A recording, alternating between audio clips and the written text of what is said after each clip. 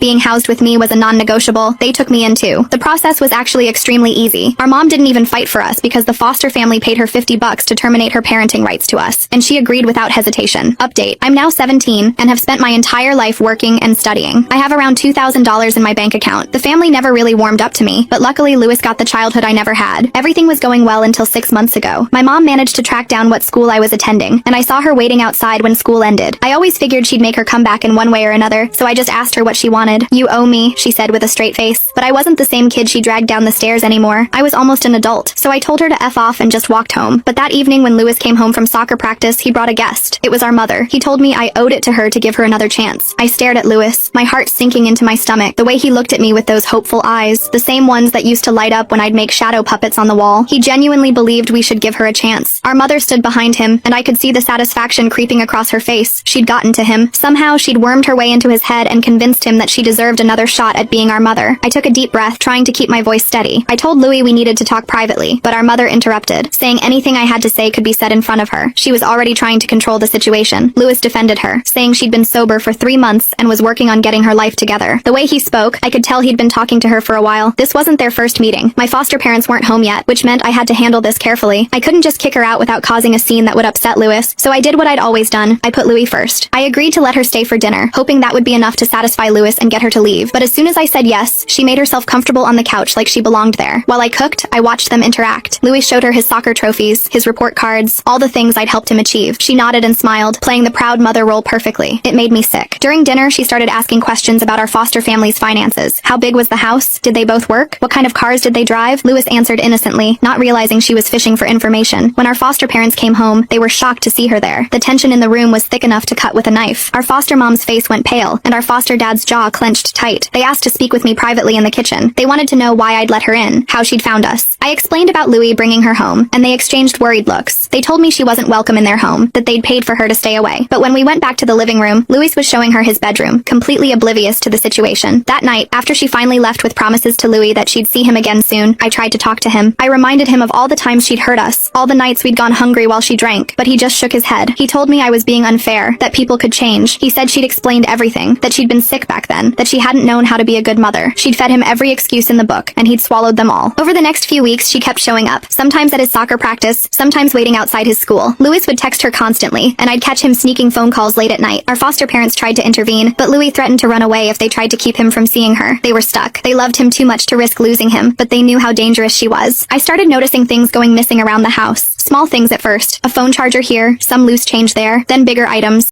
Click the link in my bio to get the full story for free.